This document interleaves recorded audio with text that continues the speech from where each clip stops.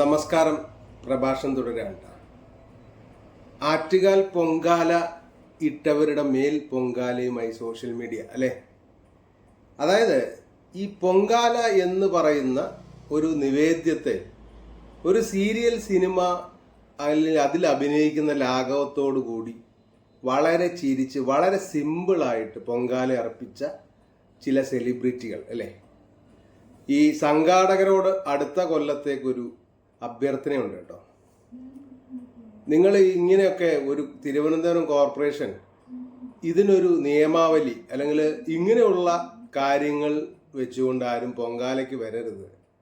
അതൊക്കെ ആ ഒരു പ്രദർശനമൊക്കെ അത് കാണിക്കേണ്ട സ്ഥലങ്ങൾ ഒരുപാടുണ്ട് അല്ലേ. അത് അവരുടെ മേഖലയായ സെലിബ്രിറ്റികളുടെ മേഖലയായ അവിടെ കാണിക്കാൻ ആളുകളും ഉണ്ടാവും. ഇതൊരു പരിപാവനമായ ഒരു നേർച്ചയാണ് അല്ലേ.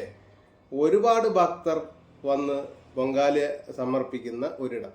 അവിടെ വന്ന് ഇമാതിരിയുള്ള അല്പവസ്ത്രധാരിയായിട്ടുള്ള പൊങ്കാല സമർപ്പണം ആരെ കാണിക്കാൻ ആണ് എന്ന് എനിക്കറിയില്ല. അതുപോലെ തന്നെ ഇപ്രാവശ്യം ദേവി വിളിച്ചു അതുകൊണ്ട് വന്നു എന്ന് ചിലർ പറയുന്നുണ്ടെങ്കിലും ദേവി എന്തിനു വിളിച്ചു, ദേവി എന്തിനാണ് അവിടെ വിളിച്ചത്, അല്ലെങ്കിൽ എങ്ങനെയാണ് ചെയ്യേണ്ടത് എന്ന് പോലും അറിയില്ലാതെ ഒരു കൂട്ടം ആളുകളെ രോമാഞ്ചം കൊള്ളിക്കാൻ വേണ്ടി മാത്രം വരുന്ന സെലിബ്രിറ്റികൾ അല്ലേ.